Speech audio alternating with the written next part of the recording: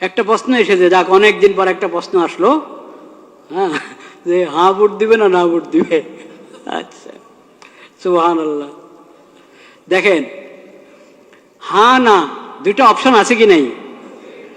Option যখন দুইটা আছে, এখন সবাই তো বলছে, সরকারও চাচ্ছে হাতে ভোট দেওয়া হোক, হাতে ভোট দিলে দেশের ফায়দা হবে, নাতে ভোট দিলে দেশের উন্নতি বাধাগ্রস্ত হবে। সরকারও বলছে হাতে দিলে দেওয়া উচিত, উৎসাহ দিচ্ছে।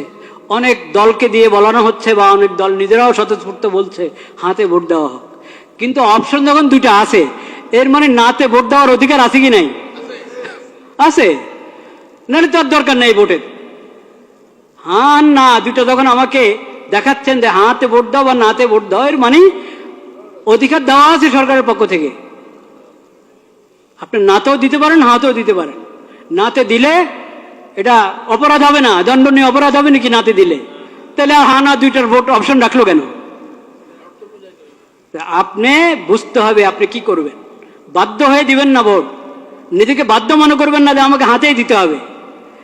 বাধ্য করে না কেউ আপনাকে, কিন্তু এক ধরনের যন্ত্রণায় ফেলেছে আমাদেরকে।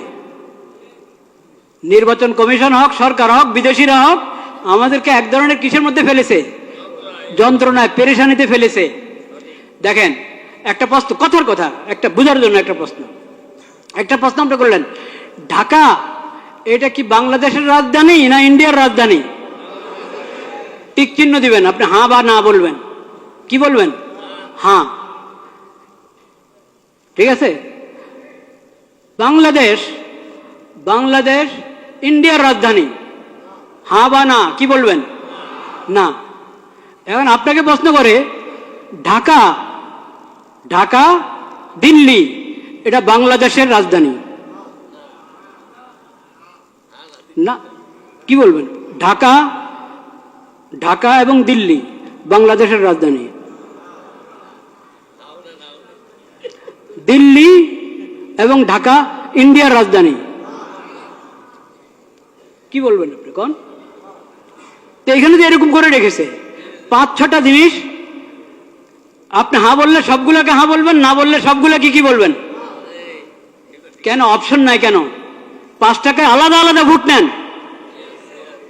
আপনাদের কি সিলের টান পড়ছে না কালি কাগজ না কিসের টান পড়লো? 6টা জিনিসের উপর একসাথে বললে হ্যাঁ, আর না বললে 6টার উপরে কটা? মোট কটা? 5টা? 8টা? আচ্ছা, যাই হোক, যে কটার উপরেই সবগুলোর উপর হ্যাঁ বললে সবগুলোর উপরে হ্যাঁ, না বললে সবগুলোর উপরে কি না। কেন আলাদা আলাদা করে বলেন না কেন? এখন তো মানুষকে মুসিবতে ফেললেন। সে আপনার 4 কথা বা 5 কথা বা যত কথাই আছে, কথার কোনোটার সাথে একমত, কোনোটার সাথে কিনা একমত না। আলাদা আলাদা থাকলে সে আলাদা আলাদা উত্তর দিত, একটাতে দিত হ্যাঁ, একটাতে দিত না। এখন আপনি তাকে বাধ্য করলেন, হ্যাঁ বললে সবগুলোর উপরে বলো, না বললে সবগুলোর উপরে বলো। আমি তো সবগুলোর উপরে হ্যাঁ বলতে পারছি না, আমি তো সবগুলোর উপরে নাও বলতে পারছি না। কেন আমাকে বাধ্য করা হলো?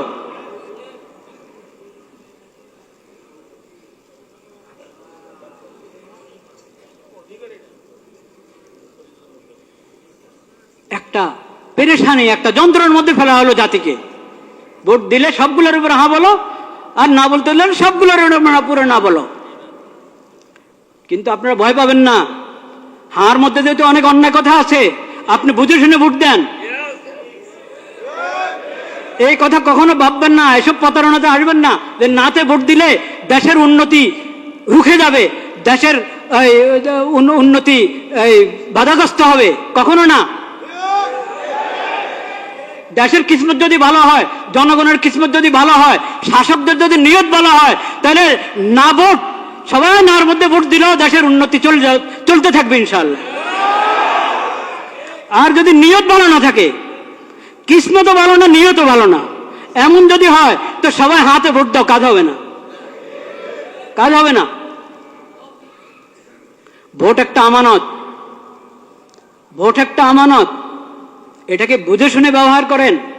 একটা অধিকার, এই অধিকার, ভোটের অধিকার একটা আমানত, এই অধিকারকে বুঝে শুনে ব্যবহার করেন,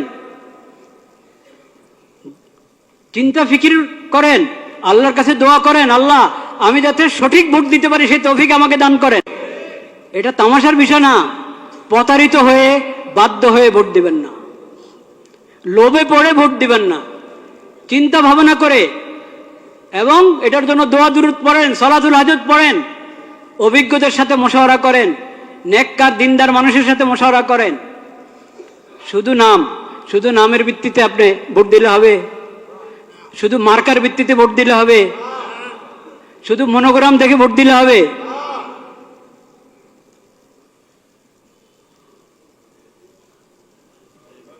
এটা হবে না, চিন্তা ভাবনা করতে হবে। শুধু নাম দিয়ে প্রতারিত হবেন না। ইসলামের নাম ব্যবহার করা হচ্ছে, অনেক দলে ইসলামের নাম ব্যবহার করেছে। তারপর এখন আপনি বলবেন ইসলাম, যেহেতু ওনারা ইসলামের নাম নিয়ে রাজনীতি করছে, ইসলামের নাম নিয়ে ভোটে দাঁড়িয়েছে, নির্বাচন করছে, তাহলে চোখ বন্ধ করে ওদেরকে ভোট দাও। এই কথা বলার সুযোগ নাই, এই কথা বলার সুযোগ নাই। কারণ ইসলামের নাম ব্যবহার করছি আমি, আমার দলের মধ্যে ইসলামের নাম আছে,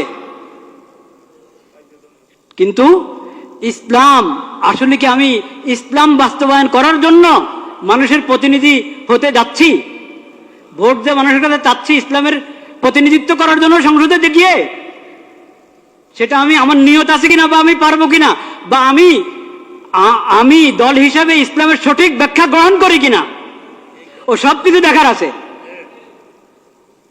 একটা ইসলামী দল তার ইশতেহার পড়ে দেখেন, সেকুলার দলের ইশতেহার যেমন হয় ওই দলের ইশতেহারও তেমন। ওই ইশতেহার তো বড় কিছু না, আসলে ইশতেহার তো আসলে বড় কিছু না যে শুধু ইশতেহার দেখেই কাউকে ভোট দেওয়া যায়। কিন্তু তারপরেও এটার কিছু না কিছু মূল্য তো আছে, নাহলে সবাই ইশতেহার ছাপে কেন? তো ইশতেহার, আমি ইসলামের কথা বলি কিন্তু আমার ইশতেহার পুরা একটা সেকুলার দলের ইশতেহার মতো মনে হবে আগাগোড়া পড়লে। তো এই জন্য আমি বলছি শুধু ইসলামের নাম, এই কারণে চোখ বন্ধ করে ভোট দিবেন না। আর দলের মধ্যে ইসলামের নাম নাই, শুধু এই কারণে তাকে বলবেন না যে এর ভোট দেওয়াই যাবে না। এখানে বিবেচনার অনেক কিছু আছে। এটা তো দুঃখের বিষয় যে আমরা, আমাদের কাছে ইসলামী খেলাফত ব্যবস্থা নাই। ইসলামী খেলাফত ব্যবস্থা কায়েম করার জন্য কেউ উঠে দাঁড়াচ্ছে না। এটা তো দুঃখের বিষয়, কষ্টের বিষয়। সেই কষ্ট তো আছে, সেই ব্যথা আছে, সেজন্য আমরা ব্যথিত। কিন্তু এখন যারা যারা এই মানবিক দেশ, নিরাপদ দেশ এবং মানবিক দেশ গড়ার জন্য যাচ্ছে, তারা মানবতা কি দিয়ে করবে, প্রতিষ্ঠা করবে? নিরাপত্তা কি দিয়ে বাস্তবায়ন করবে? মানবিক দেশ কিভাবে? মানবতা, কোন মানবতা? পশ্চিমাদের মানবতা না ইসলামী মানবতা? তো ইসলামের কথা, তো ইসলামী মানবতার কথা তো আপনি বলছেন না। ইসলামী মানবতার কথা বলছেন না। যে মানবতা ইসলাম এবং কোরআনের মাধ্যমে পাওয়া যায়, নবীজির সিরাতের মাধ্যমে পাওয়া যায়, সেটা তো আপনি বলছেন না। মানবিক বাংলাদেশ, নিরাপদ বাংলাদেশ, তো এটা যে কোনো সেকুলার দ্বারা বলতে পারে।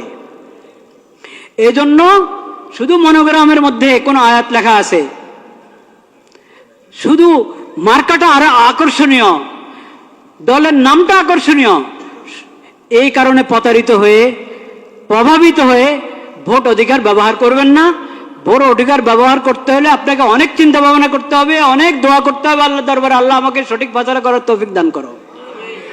আর বিশেষভাবে আমি আগেও বলেছি এই দোয়া করেন, এবং এখনো বলছি দোয়া করেন। সেই দোয়া হলো, আল্লাহ যার অন্তরে আপনার ভয় নাই, যাদের অন্তরে আপনার ভয় নাই, আখিরাতের হিসাব দেওয়ার চিন্তা নাই, আপনার মাখলুকের প্রতি যাদের অন্তরে দয়া মায়া নাই, আল্লাহ তাদের হাতে দেশের ক্ষমতা দিয়েন না।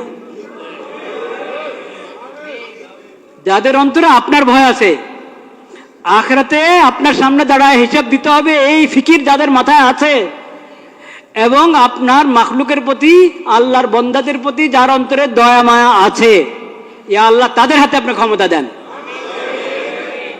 এই দোয়া করতে কোনো সমস্যা আছে? কোন দলের নামে নিলাম না আমি, কারণ আমার আল্লাহ সবচেয়ে বেশি জানেন, বাস্তব কথা আল্লাহ জানেন কার হাতে ক্ষমতা গেলে তারা উম্মতের জন্য, আল্লাহর বান্দাদের জন্য, দেশের জন্য কল্যাণকামী হবে, এটা আল্লাহ সব থেকেই জানেন, ভালো জানেন। আল্লাহর হাওলা করে দিলাম, আল্লাহ তাদের হাতে দেন যারা আখিরাতমুখী, আখিরাতের ফিকির আছে, আপনার ভয় আছে তাদের অন্তরে, আপনার মাখলুকের প্রতি যাদের অন্তরে দয়া মায়া আছে তাদের হাতে ক্ষমতা দেন। যারা আপনার ভয়ও তাদের অন্তরে নাই, আখিরাতে আল্লাহ আপনার সামনে দাঁড়ায় হিসাব দিতে হবে এই ফিকিরও তাদের নাই, আপনার মাখলুকের প্রতি দয়া মায়াও নাই, হ্যাঁ, ইয়া আল্লাহ তাদেরকে আপনি ক্ষমতা দিয়েন না।